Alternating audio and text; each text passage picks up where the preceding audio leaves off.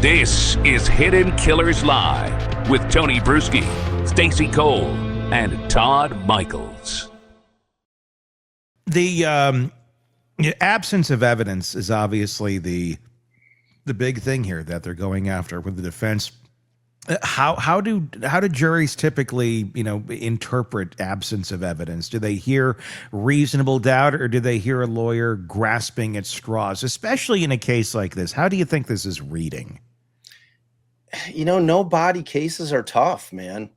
And it's like when he took the plea in terms of disposing of the body, he obviously Tipton and Walshe had sat down. They're like, look, this concept that she might still be alive somewhere is not going to work, right? Because that's always the thing with a no body case, except with kids. Obviously, with kids, like, how are they going to be able to, dip out and go live a new life somewhere? They don't have the means to do that. But, if you've got a situation where, you've got a spouse that is like disappeared and they can't find the body, they never used to try those cases because they're hard, because of that problem. You have so many problems. You don't know how she was killed or he was killed.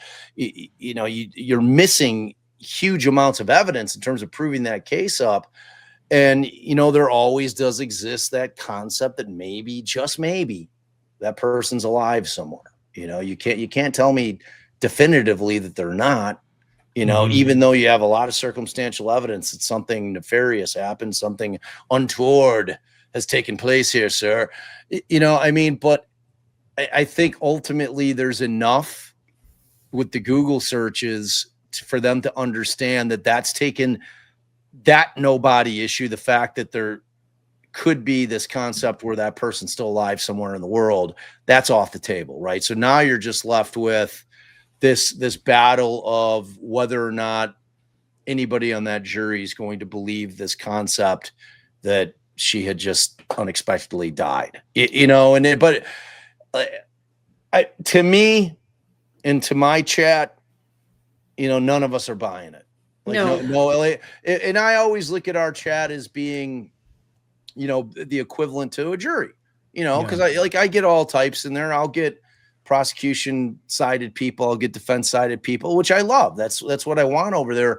And especially when we're live streaming a trial, and I always tell them, I'm like, you're the jury.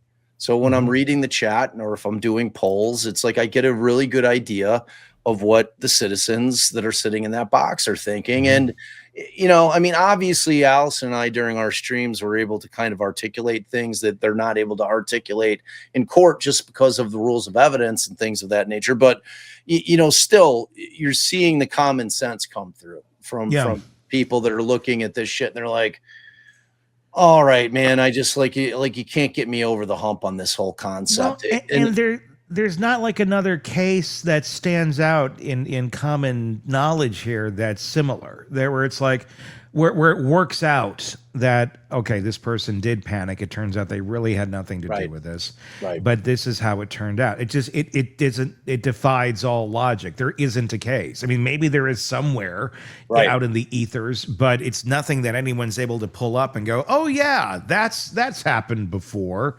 This is like, no, this just doesn't happen, period. It would have had to have been like an old case. Cause remember, like pre-streaming, internet, does there ever exist a case where a dude like tried to run this kind of story by a jury and maybe won, and if you win, if you're found not guilty, there's not going to be an appeal. There's not going to be any case law about, so I mean, it could have existed at some point, but in recent memory, it just doesn't exist. So there's not a relatability factor here that anyone can go, oh yeah, I can see that happening. There's a hole in the bedroom ceiling though too. The insulation is undisturbed. Tipton did highlight this. What is he suggesting to the jury with that detail? I don't know. I've been trying to figure that out. What he thinks that could possibly do for him and his defense. Yeah. I have not been able to figure it out. Cause we know that hole from when they had the guy who owns the property or maintains the property, when he got called and, you know, he's looking at this fucking hole. It was recent. It's right around the same time frame, you know? And again, it doesn't appear that the only thing that I could think is if the attic is above that. Like, I don't know if that's the attic is above it. Yeah. And like when he started doing the deed up there and he realizes, oh shit, this is a terrible, but I don't know how this helps Tipton. Like, exactly. It goes against everything. Like I'm saying, okay, well, there was seepage and then it got into it made its way through. But, you know, then again, you've got the insulation looks fine. So like, there's like, I can't put together what that hole is from. Like, look this thing. Well, see, you know, the insulation is gone. So theoretically, no, it's there. The insulation's there. Yeah, it's there. So where, like over to the right here, at my right, it's all there. It's in the whole middle too. It's just there's just no writing on the insulation. Yeah, it's just shitty installation because that's not the subfloor there. That's insulation. So it's a cut out hole. This is not like it was like a because my first thought was like when I heard there's a hole, like, well, was it like a broomstick or something that, you know, he nailed the ceiling with on accident? Somebody actually made this hole. Somebody carved that you out. can see it's cut. Like that top line there is like clearly like a knife or a saw, something going in and making that incredibly straight line there. So yeah, I don't know, man. Like it looked like, because over on the other sides, it doesn't look like, so it looks like the top portion and the portion that is our left look like a tool was used, like a sharp edged tool, but then the other two look like it was kind of ripped out. You know what I'm saying? Like it broke on that one area there. It broke on the area where the white kind of comes in, but the rest is a sharp edged tool that cut that thing open. And there's no wiring there. It's not like you're like, oh, I'm cutting this to fix something. Right. There's no piping there. It's cut out because there was something wrong with the drywall. There's no water marks through that that we're seeing at least right there. I mean, it's not to say that there couldn't have been leakage that came through the joists and wouldn't have gotten. There's ways that the water could have come through there, or some sort of liquid that could have come through there that wouldn't be. The toilet overflows if there's a bathroom above that. Like if you're cleaning something above and it drips through. The only thing I can think of is if there's an attic and he was cleaning something there in the attic and water or whatever liquid it was got onto the joist, not onto the insulation enough to stain it, because we would see that.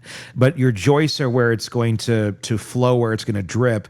And it's hard to, I mean, it almost looks like on that joist there that like there is, it's hard to tell, but it does look a little darker. So I do wonder if there was some sort of liquid that was coming down that was dripping into the ceiling, and there was enough of it and he didn't know what to cut, and he just cut a huge chunk, and that's what went out. That's the only thing that makes sense. It's the only common sense thing, right? I mean, I cannot think of anything that Tipton's going to argue how in any way, shape, or form that would indicate, you know, like that Brian didn't do this. So it's not a help, dude. We were sitting there looking at that hole, and like we were all like, I don't like what is. I was trying to think of like what could cause it, and like you said, some liquid seeping down in there, leaving some kind of stain.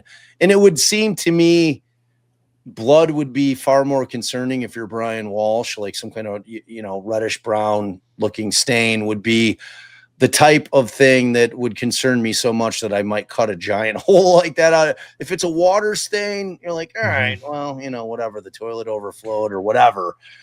Like, I'm not feeling the need to necessarily clean that. But like you said, if it's bleach, ammonia, something out, like, I don't know, man. It's a weird thing, but I don't know how Tipton can use it. I really don't. In a moment of clarity, he felt he needed to cut a hole so Anna's soul could rise to the heavens. You're such a dipshit. I mean, that's the only. He didn't want to open a window, but he wanted to cut a hole in the ceiling after they were playing with the Ouija board. After she became possessed, and he had to kill her because she was turning into the Walking Dead. I mean, like it's about ghosts.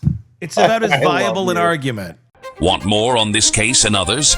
Then press subscribe now and don't miss a moment of true crime coverage from Tony Bruschi and the Hidden Killers podcast.